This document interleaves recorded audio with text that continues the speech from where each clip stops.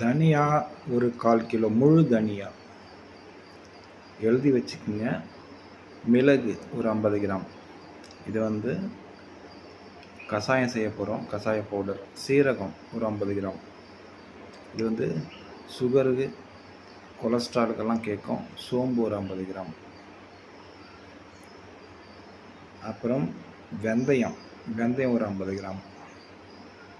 இது வந்து நேச்சுரலானதாக இருக்கிறதுனால எந்த சைடு எஃபெக்ட் இருக்காது. ஓமம் ஒரு 50 கிராம். திப்பிலி நாட்டு மருந்து கடையில் கிடைக்கும், ஒரு 50 ரூபாய்க்கு வாங்கிக்கோங்க. கருஞ்சீரகம் இது ஒரு 50 கிராம் வாங்கிக்கோங்க, இதுவும் நாட்டு மருந்து கடையில் கிடைக்கும். அப்புறம் வந்து சுக்கு ஒரு 30 ரூபா 40 ரூபா வாங்கிக்கோங்க, 50 ரூபா கூட வாங்கிக்கலாம். சுக்கு நல்லது தான். பனை வெல்லம், இனிப்புக்கு பனை வெல்லம் சேர்க்கலாம், இல்லைன்னா சுத்தமான தேன் சேர்க்கலாம். சரிங்களா?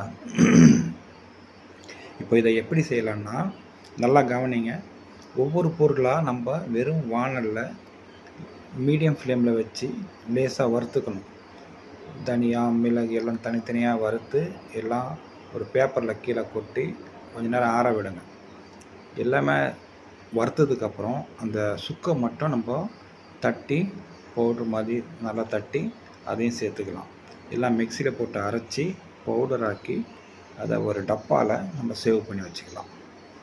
இது வந்து டெய்லி காலையில் வெறும் வயிற்றில் ஒரு ஸ்பூன் ஒரு கிளாஸ் தண்ணியில் போட்டு கொதிக்க வச்சு இனிப்புக்காக அந்த பனை வெல்லத்தையோ இல்லை ஒரு ஸ்பூன் அந்த தேனையோ கலந்து குடிங்க. காலை மாலை குடிக்கலாம், நல்லா கேட்கும். ட்ரை பண்ணுங்க.